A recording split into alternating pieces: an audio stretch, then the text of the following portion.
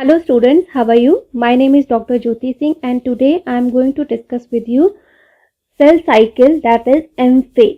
ठीक है, तो हम इस वीडियो में M phase से स्टार्ट करेंगे। इससे पहले का टॉपिक जिसमें कि हमने G1 फेज, S फेज और G2 फेज को अच्छे से डिस्कस किया था, वो इससे पहले के वीडियो में है, आप प्लेलिस्ट से देख सकते हैं। एंड इस वीडियो में हम डिस्कस करेंगे बेसिकली M फेज, यानी कि जो माइटोसिस का फेज है, सेल डिवीजन एग्जैक्टली कैसे होता है वो हम इस वीडियो में देखेंगे। ठीक है, जो ज़्यादातर जो सेल साइकिल का टाइम है वो इंटरफेज में ही जाता है। ठीक है, इंटरफेज में जाने का रीज़न ये है क्योंकि सेल को बहुत सारी प्रिपरेशन करनी होती है फॉर द सेल डिवीजन। ठीक है, तो इसमें किसी भी तरह की गलती जो है वो सेल डिवीजन के जो पर्पस है, सेल डिवीजन का पर्पस ये होता है कि ऑर्गेनिज्म ग्रो करे, रिप्रोड्यूस करे। ठीक है, तो ये सारा प्रोसेस जो है ग्रोथ का, रिप्रोडक्शन का, ये सेल डिवीजन के थ्रू ही होता है। ठीक है, और सेल डिवीजन एक बहुत ही इंपॉर्टेंट स्टेप है जिसमें कि कोई सी भी गलती सेल के ग्रोथ का, सेल के रिप्रोडक्शन का पर्पस जो है उसको ही डिस्ट्रॉय कर सकती। इस वजह से इसमें किसी भी तरह की गलती ना हो, इस वजह से interphase is the longest phase of cell cycle. और इंटरफेज में सेल ग्रो करती है, अपने डीएनए को डबल करती है, बहुत सारे एंजाइम्स, प्रोटीन्स का सिंथेसाइज करती है, ताकि एम फेज में जो माइटोटिक फेज है, जो कि डिवीजन का फेज है रियल में, उस फेज में सेल बहुत आराम से उस फेज को पार कर सके। ठीक है, जैसे आप अपने एग्जाम की तैयारी करते हो, साल भर एग्जाम की तैयारी करते हो, लेकिन एग्जाम लास्ट में कितने टाइम का होता है? 3 घंटे का एग्जाम होता है ना। लेकिन उसकी प्रिपरेशन उस 3 घंटे में अच्छा एग्जाम देने के लिए आप उसकी प्रिपरेशन पूरी साल भर करते हो, है कि नहीं?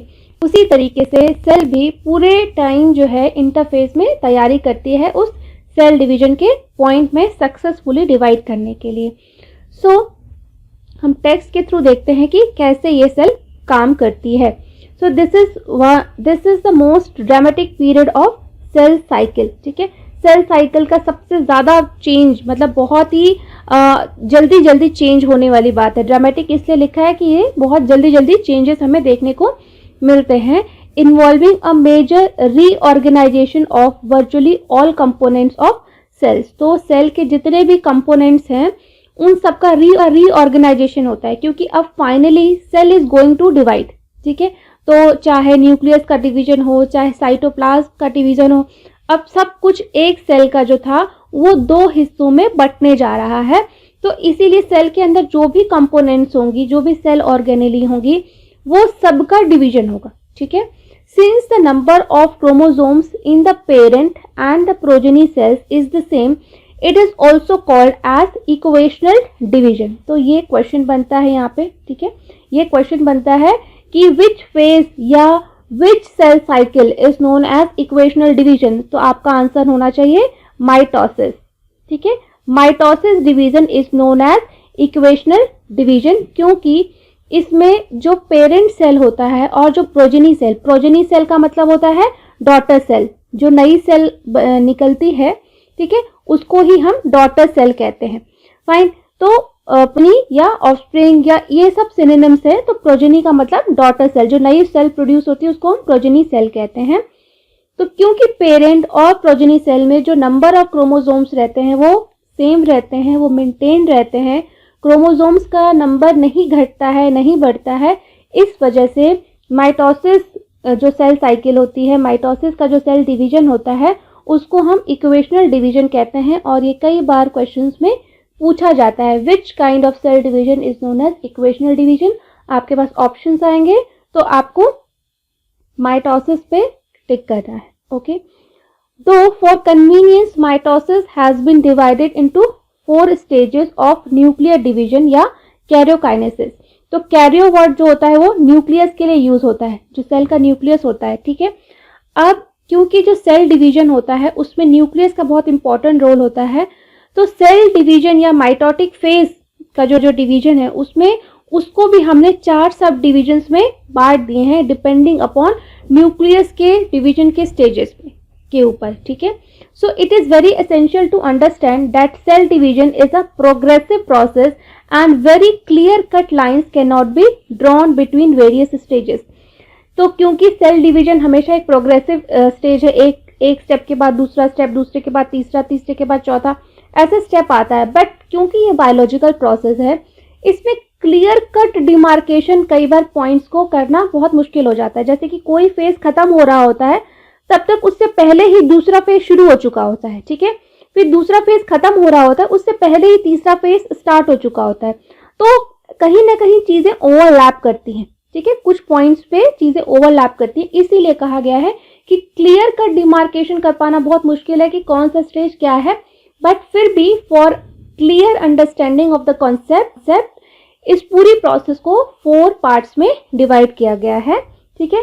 सो कैरियोकाइनेसिस मतलब न्यूक्लियर का डिवीजन जो होता है सेल साइकिल में, उनको 4 स्टेजेस में डिवाइड किया गया है, prophase, metaphase, anaphase and telophase, ठीक है।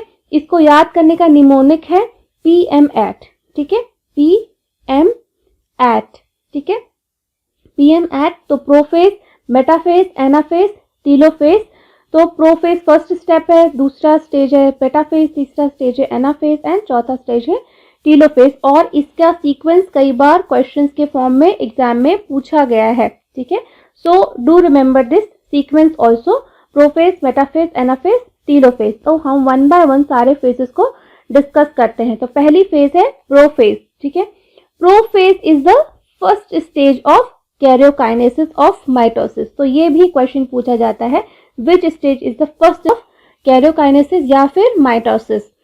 सो follows the S and G1 phase of interphase. Interphase के S फेज, G2 फेज और उसके बाद आता है प्रोफेज, ठीक है। So in the S and G2 phase, the new DNA molecules formed are not distinct but intertwined. Okay? तो S phase में हमने देखा कि DNA जो है डबल हो गया। G2 फेज में देखा कि सेल ने अपने लिए और बहुत सारे एंजाइम्स, प्रोटीन्स की सिंथेसिस की ताकि उसको माइटोसिस फेज में किसी भी तरह की दिक्कत ना हो, ठीक है।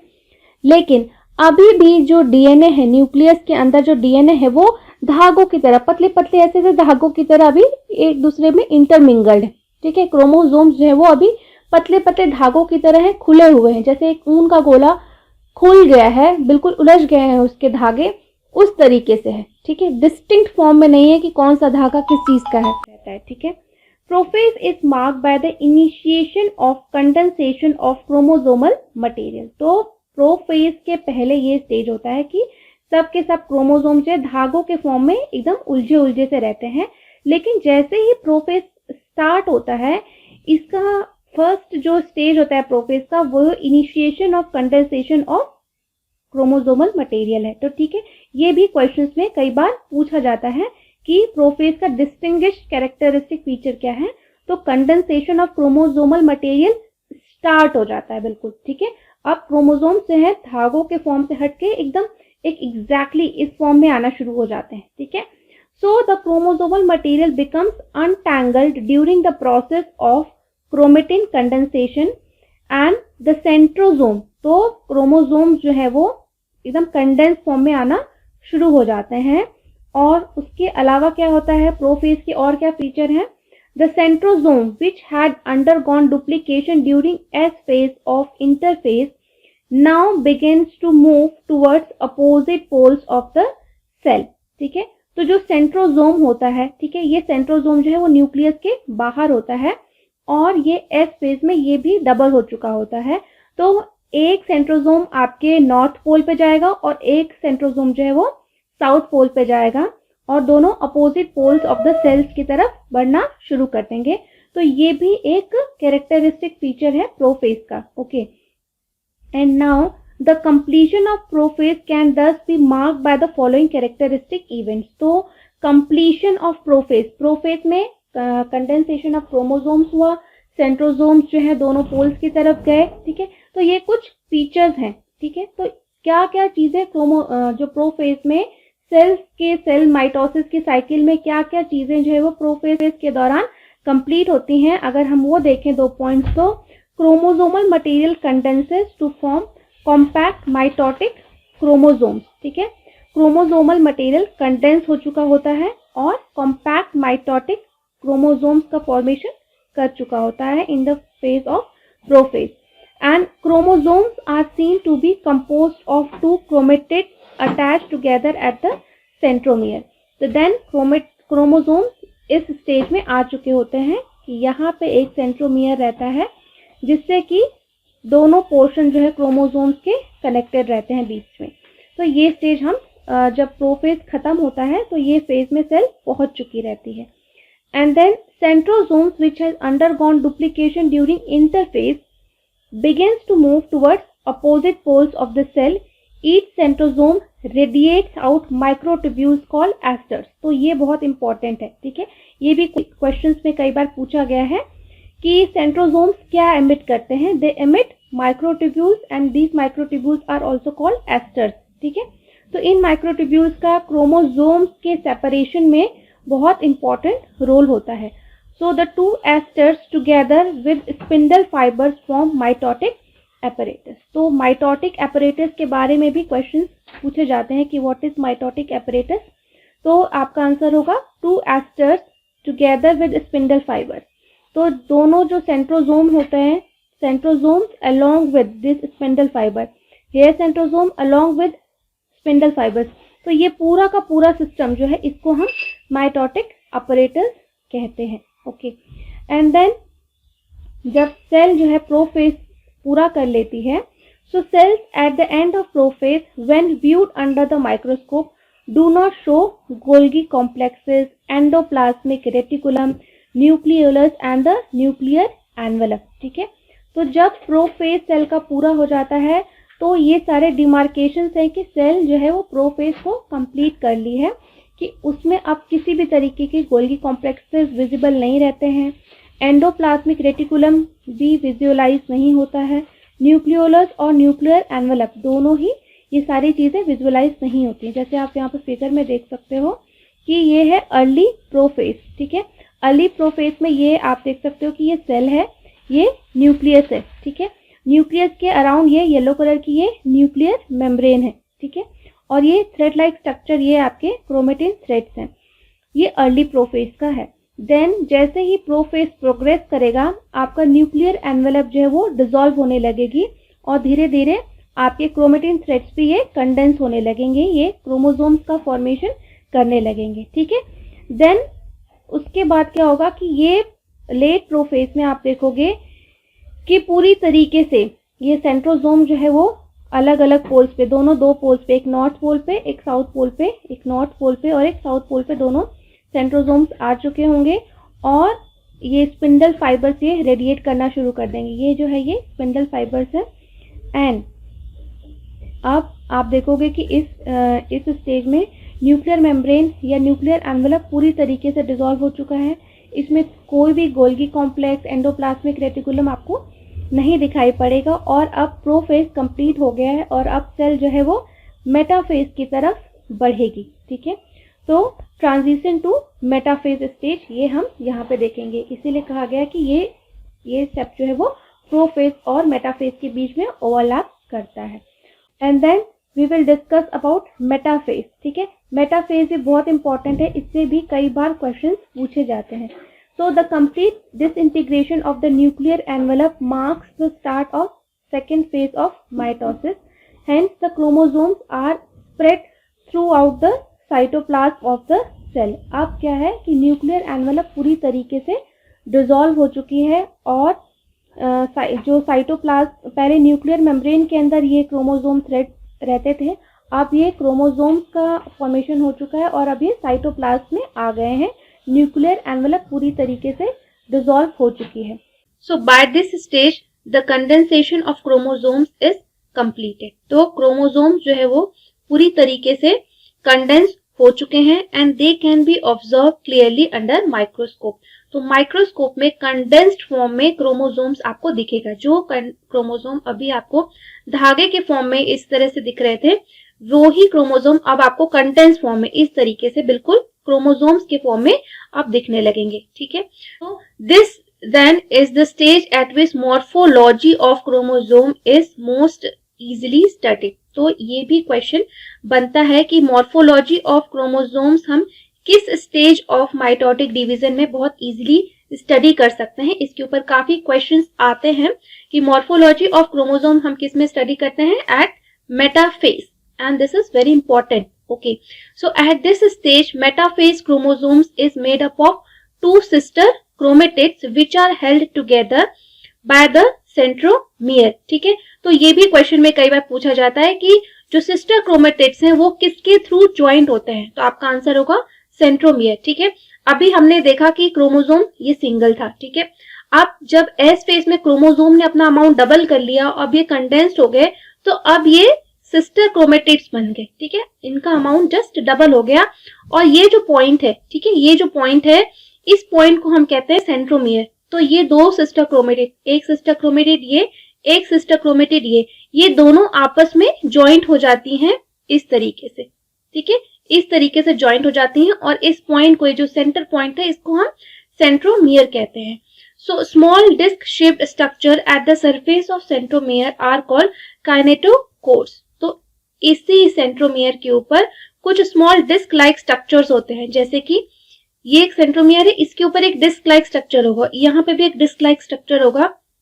ये जो रेड कलर का स्ट्रक्चर है इसको हम काइनेटोकोर कहते हैं. ठीक है, और इसी काइनेटोकोर के थ्रू स्पिंडल फाइबर जो कि सेंट्रोसोम से निकलते हैं, वो स्पिंडल फाइबर इन्हीं काइनेटोकोर्स के थ्रू इन क्रोमोसोम से अटैच होंगे और एक सिस्टर क्रोमेटिड नॉर्थ पोल की तरफ जाएगी और एक सिस्टर क्रोमेटिड साउथ पोल की तरफ जाएगी. और इस तरीके से हम देखेंगे क्रोमोसोम्स का सेग्रीगेशन कैसे होता है, कैसे अलग अलग डायरेक्शन में दोनों ही सिस्टर क्रोमेटिड्स चली जाती हैं जो कि एक दूसरे की रेप्लिका कॉपी होती हैं.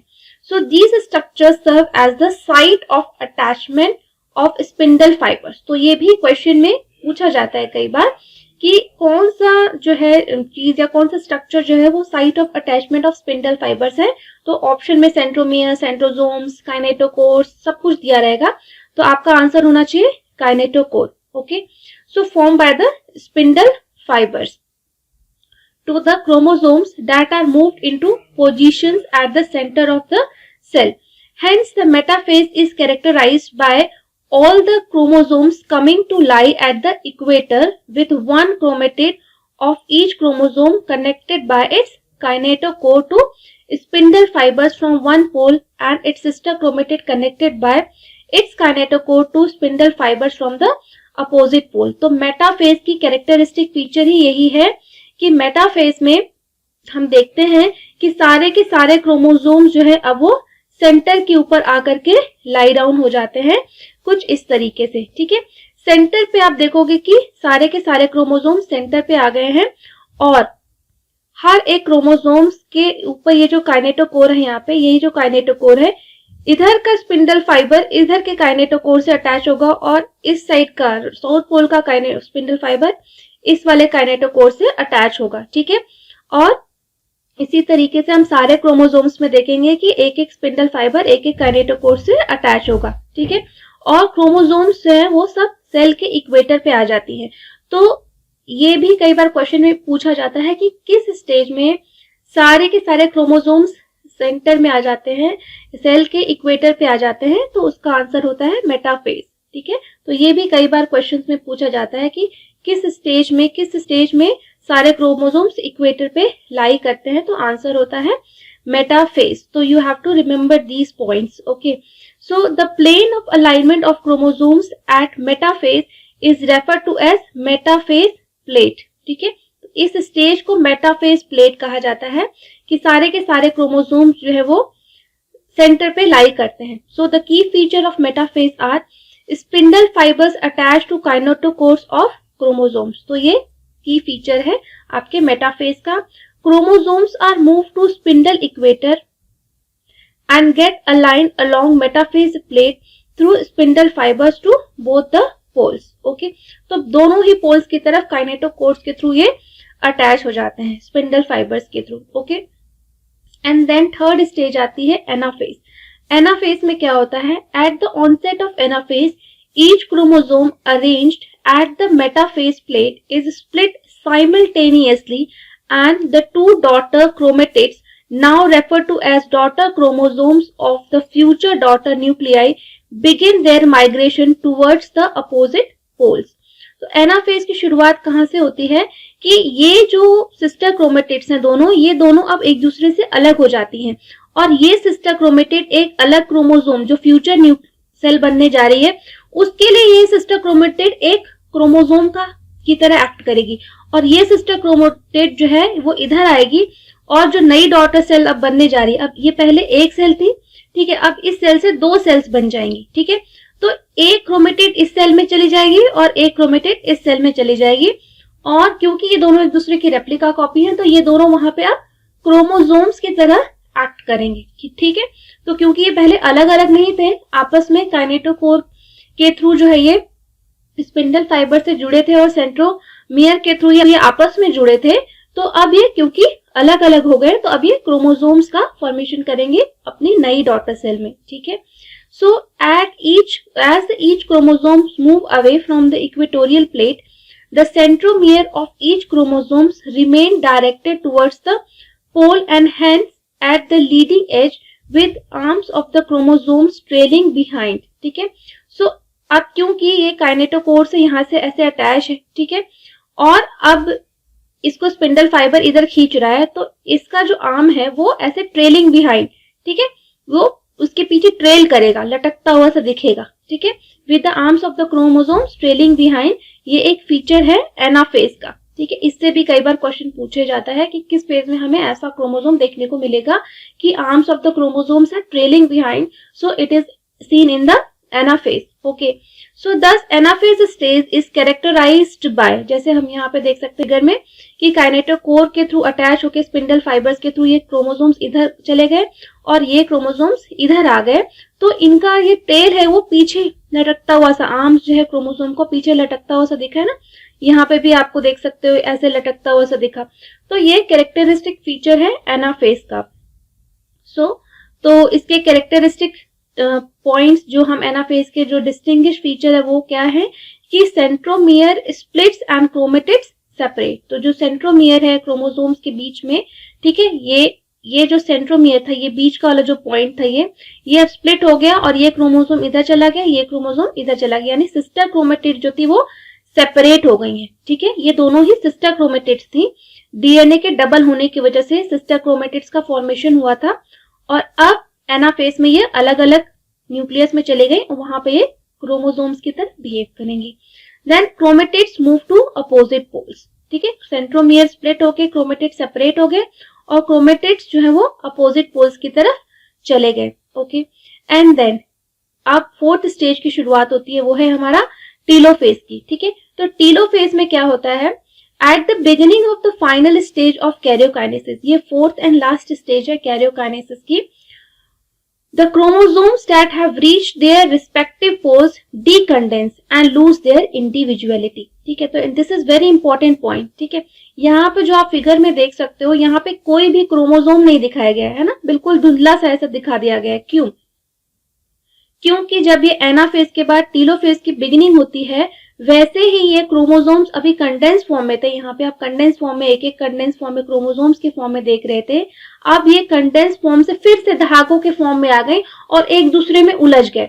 तो कौन सा क्रोमोसोम है, कितने क्रोमोसोम है, कुछ नहीं पता चलता है, सिर्फ एक धागे के जैसे ऐसे ऐसे उलझा हुआ सा ऐसे ऐसे स्ट्रक्चर दिखने लगता है, ठीक है। जो पहले क्लियर कट ऐसे ऐसे ऐसे स्ट्रक्चर्स दिख रहे थे आपको, ठीक है, वो ना दिख करके अब आपको ऐसे ऐसे धागों के फॉर्म में, इसीलिए यहाँ पे कोई भी क्रोमोसोम नहीं यहाँ पे ड्रॉ किया गया है, ठीक है, यहाँ इस स्टेज में।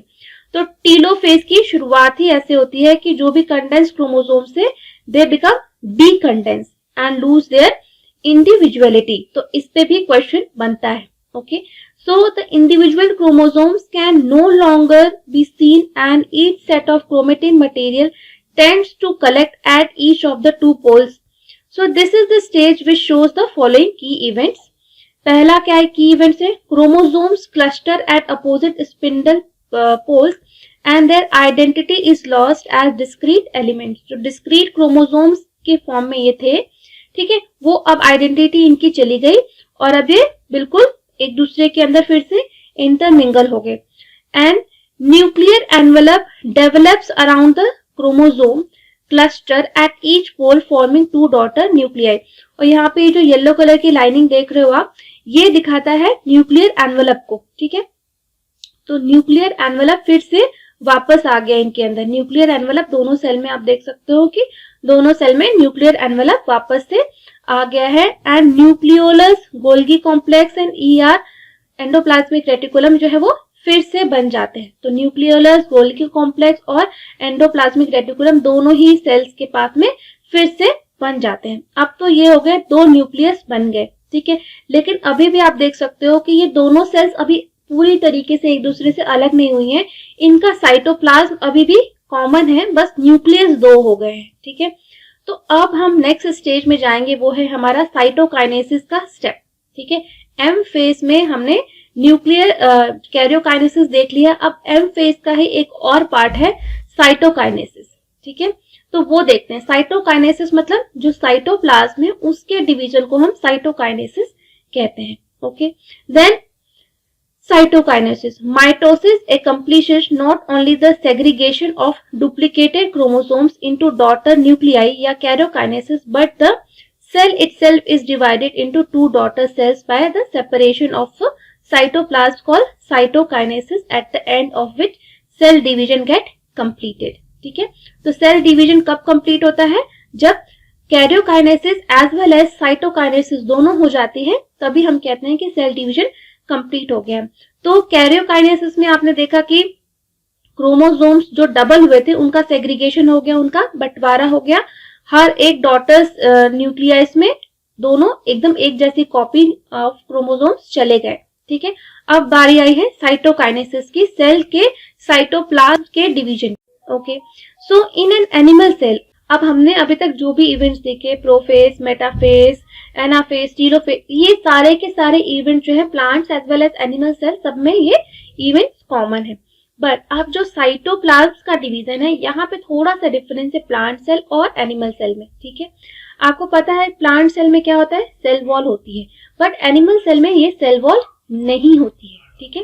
तो इसी वजह से साइटोप्लाज्म के डिवीजन में थोड़ा सा डिफरेंस है। So in an animal cell this is achieved by the appearance of a furrow in the plasma membrane. तो ये प्लाज्मा मेम्ब्रेन में एक गड्ढा, फरो जैसा अपीयरेंस होने के बाद जो है ये साइटोप्लाज्म का डिवीजन स्टार्ट होता है।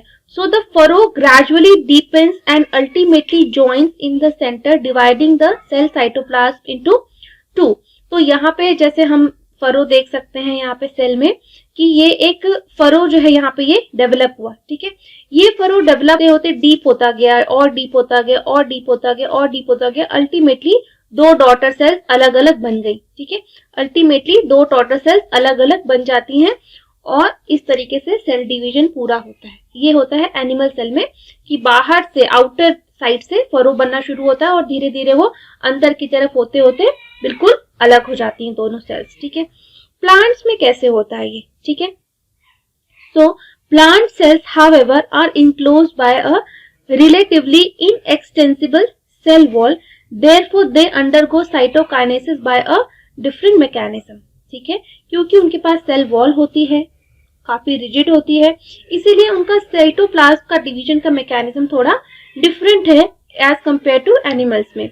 So in plants wall formation starts in the center of the cell and grows outwards to meet the existing lateral walls. तो प्लांट सेल में, एनिमल सेल्स में साइड आउटर वॉल से शुरू होता है और वो धीरे धीरे डीपन होकर अलग होता है, लेकिन प्लांट्स में ऐसा नहीं होता। प्लांट्स में बीच से, सेंटर से शुरू होता है और दोनों तरफ एक्सटेंड होता है, ठीक है। एक्सटेंड होते होते होते अल्टीमेटली प्लांट जो है वो एक सेल प्लेट का फॉर्मेशन करके अलग हो जाती है, ठीक है। So the formation of new cell wall begins with the formation of a simple precursor called the cell plate. Cell plate का formation होता है प्लांट सेल में और इस तरीके से प्लांट सेल जो है वो बिल्कुल एक दूसरे से अलग हो जाती है।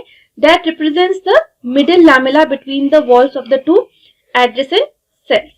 So at the time of cytoplasmic division, organelles like mitochondria and plastids get distributed between the two daughter cells.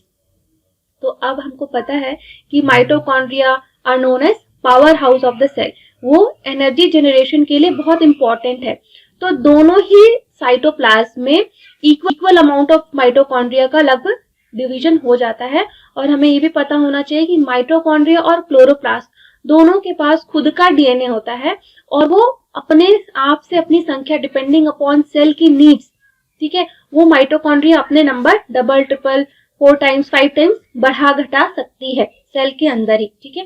तो इनका भी डिवीजन दोनों ही सेल में साइटोप्लाज्मिक डिवीजन के टाइम में chloroplast as well as mitochondria, क्योंकि ये दोनों ही ऑर्गेनेली बहुत इंपॉर्टेंट है।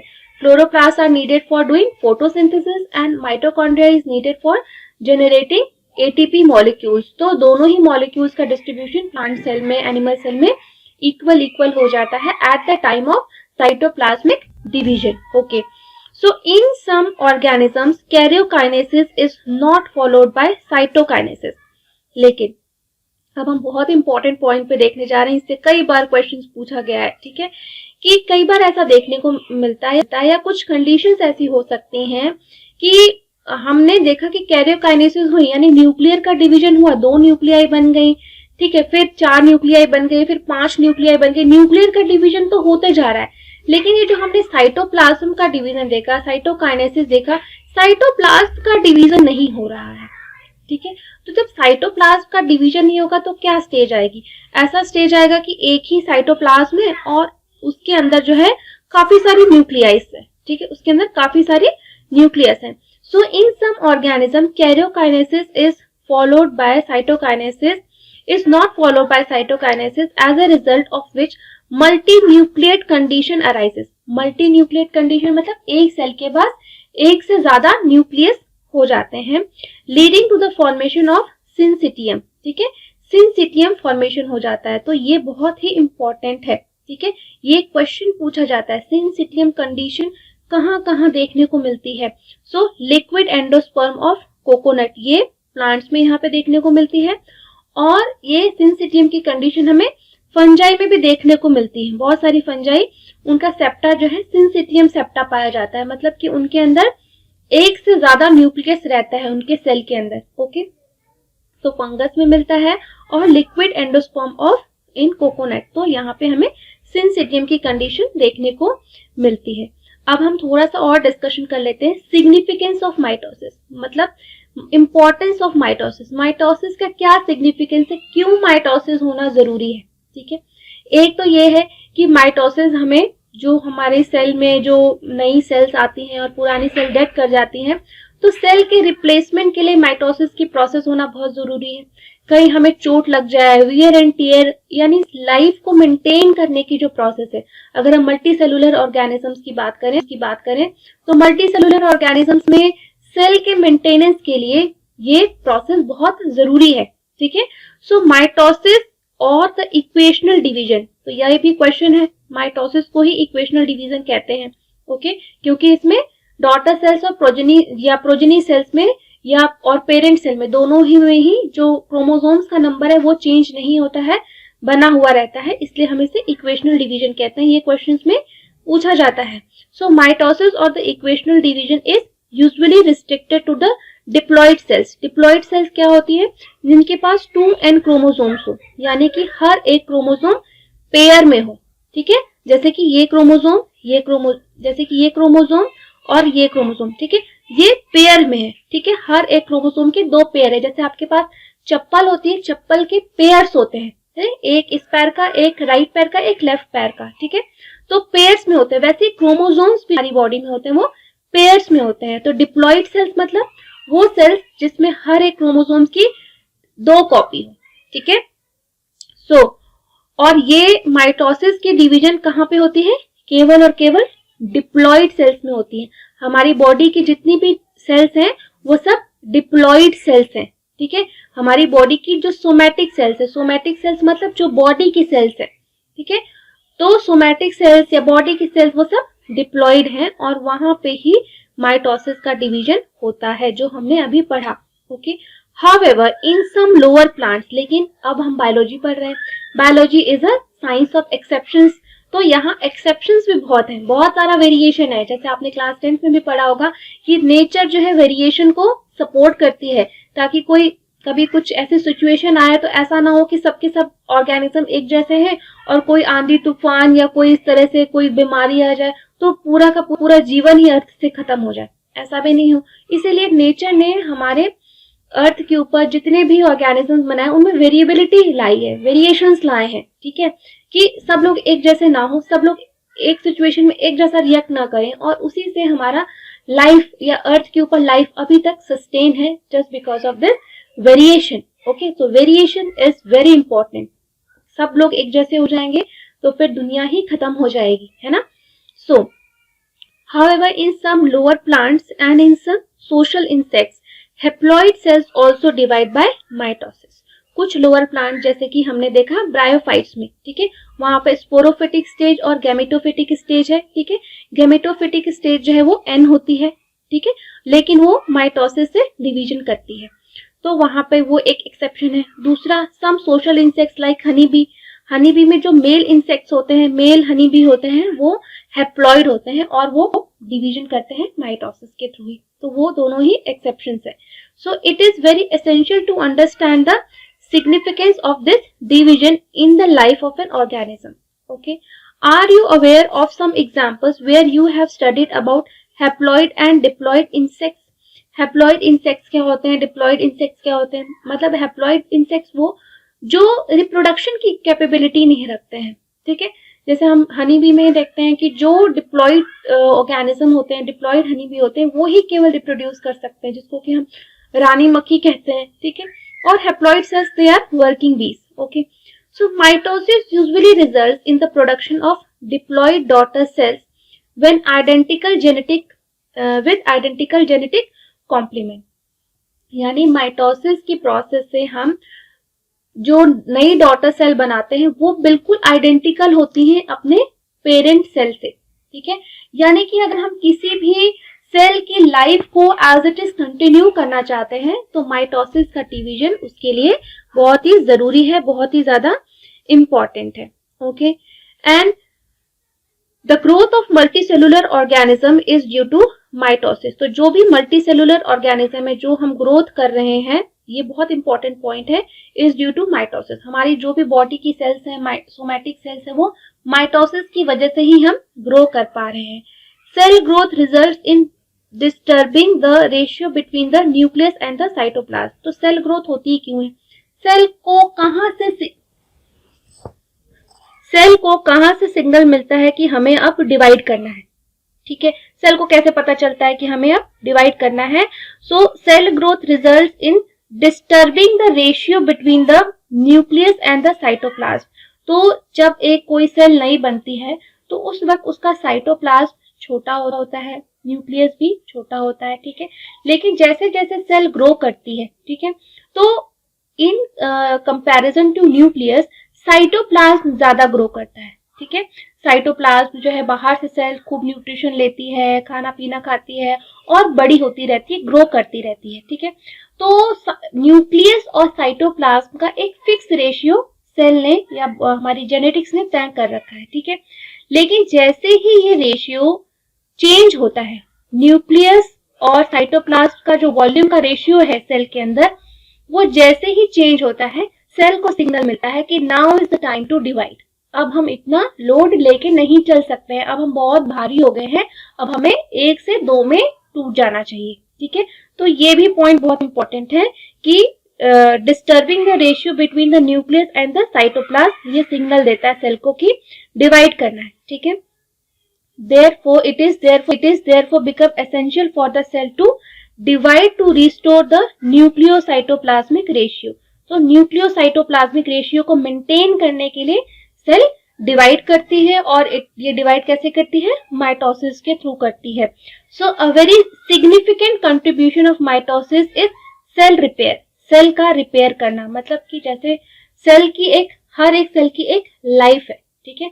कोई 120 डेज जीता है, कोई 10 डेज जीता है, कोई 12 डेज जीता है, तो नई सेल भी तो आनी चाहिए ना, ठीक है। यानी हमारी बॉडी की स्किन की सेल्स ही हैं या हमारी हेयर है या कोई भी सेल है हमारी बॉडी में, वो ओल्ड होके शेड ऑफ होती है, ठीक है। तो उसकी जगह नई सेल्स भी आनी चाहिए। तो नई सेल्स के आने के लिए क्या प्रोसेस चाहिए हमको? माइटोसिस की प्रोसेस चाहिए। तो सेल रिपेयर में कहीं हमें चोट लग जाती है तो नई सेल्स वहां पे आ जाती है, ठीक है। तो सेल रिपेयर के लिए, टिश्यू रिपेयर के लिए माइटोसिस की प्रोसेस होना बहुत जरूरी है। ओके जहां पे सेल रिपेयर नहीं होता है, जहां की सेल्स डिवाइड नहीं करती हैं, अगर वो सेल्स डैमेज हो जाए तो फिर वो परमानेंट लॉस हो जाता है। जैसे कि हमारी ब्रेन की सेल्स है, न्यूरॉन सेल्स है, वो डिवाइड नहीं करती, उनके अंदर माइटोसिस की कैपेबिलिटी नहीं है। तो उसका नतीजा क्या है कि अगर हमें दिमाग में कहीं चोट लग जाए, सर में कहीं चोट लग जाए, तो फिर वो हमारा परमानेंट डैमेज हो जाता है। कई बार लोग ब्रेन डेड हो जाते हैं इसकी वजह से। कई बार उनके शरीर का बहुत सारे हिस्से जो है उसकी वजह से काम नहीं कर पाते क्योंकि उनकी ब्रेन में उस जगह पे चोट लगी रहती है। ठीक है, सो और इसी तरीके से हमारी हार्ट की सेल्स हैं, हार्ट की सेल्स भी डिवाइड नहीं करती हैं और इसी वजह से हार्ट की सेल्स अगर ऑक्सीजन के न मिलने से डेड कर जाती हैं तो जो पेशेंट होता है या जो पर्सन होता है वो कार्डिक अरेस्ट हो जाता है उसको, और फिर हम उसको फिर से रिवाइव नहीं कर सकते क्योंकि उसकी हार्ट की सेल्स डेड हो चुकी हैं। ठीक है, वो फिर से हम उसको नहीं जिंदा कर सकते क्योंकि हार्ट सेल्स डिवाइड नहीं करती हैं। तो ये रीजन है, ये एक तरीके से आप कह सकते हो कि जिन सेल्स के पास रीजेनरेशन की कैपेसिटी नहीं है, माइटोसिस करने की कैपेसिटी नहीं है, उनका जाना हमारे लिए लाइफ थ्रेटनिंग है। Okay, so the cells of the upper layer of epidermis, cells of the lining of the gut, the blood cells are being constantly replace. तो हमारी बॉडी की एपिडर्मिस है, हमारी इनर लाइनिंग गट की सेल्स हैं, blood cells हैं, वो constantly replace होती हैं through mitosis. So mitotic division in the meristematic tissue, meristematic tissue वो टिश्यू होती है जो हमेशा ही डिवाइड कर सकती हैं। ठीक है, हमेशा परमानेंट उनके पास डिवीजन का एक जो हमको वरदान मिला रहता है। ठीक है, so the apical and the lateral cambium result in continuous growth of plant through out their life. तो हम कहते हैं ना कि प्लांट्स हमेशा ग्रो करते हैं, जैसे हम कुछ समय के बाद हमारी ग्रोथ स्टॉप हो जाती है लेकिन प्लांट्स हमेशा ही बढ़ते रहते हैं, थ्रू आउट देयर लाइफ बढ़ते रहते हैं। उनका तना भी बढ़ता रहता है, उनकी हाइट भी बढ़ती रहती है। उनकी जैसे जो पेड़ जितना पुराना है उतना ज्यादा उसका मोटा ट्रंक होता है और उसकी हाइट भी उतनी ज्यादा होती है। कैसे? प्लांट के पास एपिकल मेरिस्टेम है, जैसे कोई प्लांट है तो उसके टॉप पे एक मेरिस्टेमेटिक टिश्यू है जिसको हम एपिकल मेरिस्टेम कहते हैं, जिसकी वजह से वो लंबाई में ग्रोथ करता है, और तने के ऊपर उसके लेटरल कैम्बियम यानी लेटरल मेरिस्टेम है जिसकी की वजह से वो मोटा भी होता रहता है। ठीक है, तो ये दोनों ही रीजन है, ये दो meristematic tissue apical meristem and lateral meristem plants में होते हैं जिसकी की वजह से वो continuous through out their life grow करते रहते हैं। ठीक है, सो आई होप कि आपको माइटोसिस सेल डिवीजन अच्छे से समझ में आया होगा। नेक्स्ट वीडियो में हम बात करेंगे मियोसिस में कि, और if you have any doubts regarding this video और any of the topics which I have discussed in this video, you can write your comments in the comment section. I will try to resolve them as soon as possible. And I genuinely follow your comments. Do write to me. Thank you so much.